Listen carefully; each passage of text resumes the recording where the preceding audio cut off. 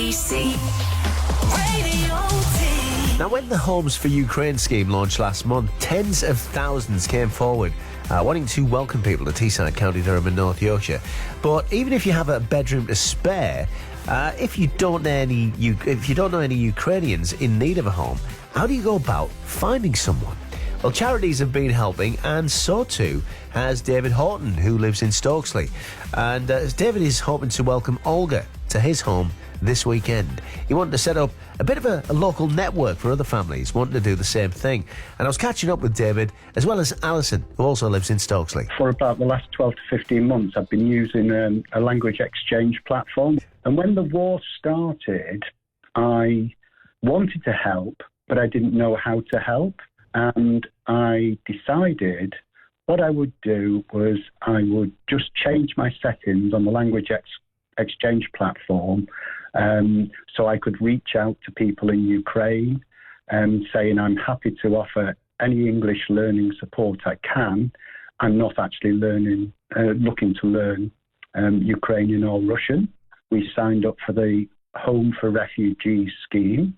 I then started to use my contacts through the exchange program to say, my wife and I have signed up for Home for Refugees. We're struggling to make contact with people who would benefit from shelter and sanctuary in Stokesley. Really, in the last 2 weeks, people have started to really contact me with the serious intent of fleeing, finding somewhere to go. And one of those special ladies was Olga.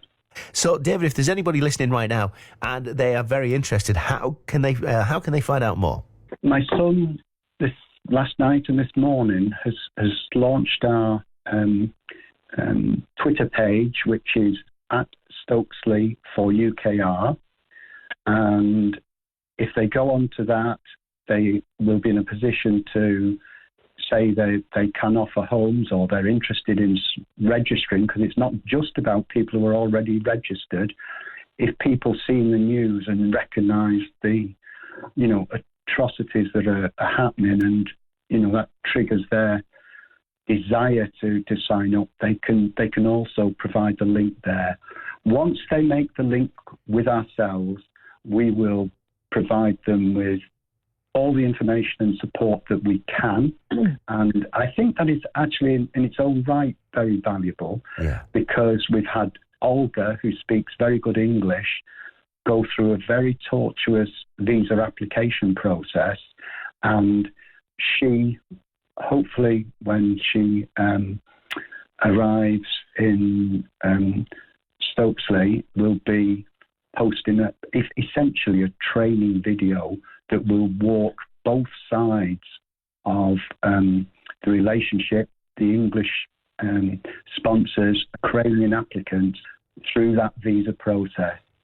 Well, in fact, actually, the seed for all of this is just very new. It was sown by David on Saturday night, and my son and I are very happy to help in any way we can. And so I think that going forward, we're obviously going to be helping with creating links of opportunity, really, for anybody. So as people hopefully will get in touch with us, we will have a list of both Ukrainian and people from the area who are wanting to match, and all we will be doing is we'll be creating the links, giving names, and then they will get in touch with one another and decide whether or not it would work for them. And if it would, fantastic. If it won't, then we'll have other names and we'll be able to, suggest those going forward. Scott Makin, BBC.